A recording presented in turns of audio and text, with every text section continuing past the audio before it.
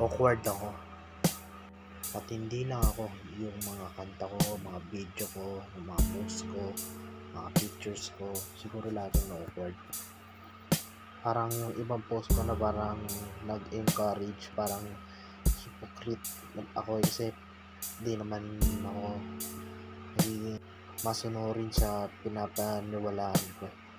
At ang pinaka nagpapa-awkward sa akin ay yung lagi ko pag-uusap, pagkagawa ng video, paggagawa ng kanta tungkol sa isang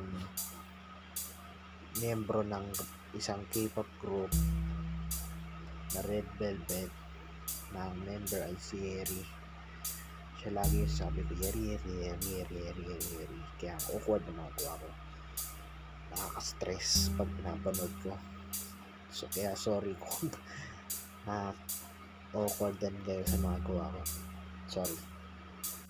Pag may nahanap talaga akong ibang mamahalin, wala na. Di nyo na ako maririnig na pag-usapan o kantan yung Sierra. Never again. Pero sa ngayon, walang ibang tao na nagbibigay sa akin ng malakas na emotion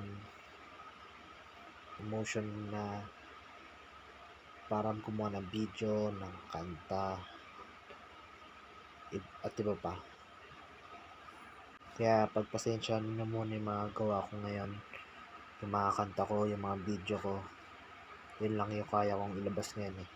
Yun lang yung parang passionate akong gawin. So yun lang yung gusto kong pag-usapan. Yun lang, share ko lang.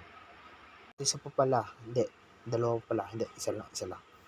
Yung isa pa palang bagay na nagpapa-awkward sa akin siguro yung kung gaano ko kabad, gaano ko gaano ko gaano ka sama yung gawa ko, gaano ka low quality videos, low quality songs. Kaya ganito, awkward ako. Yun lang, share ko lang. Ulit. Bye.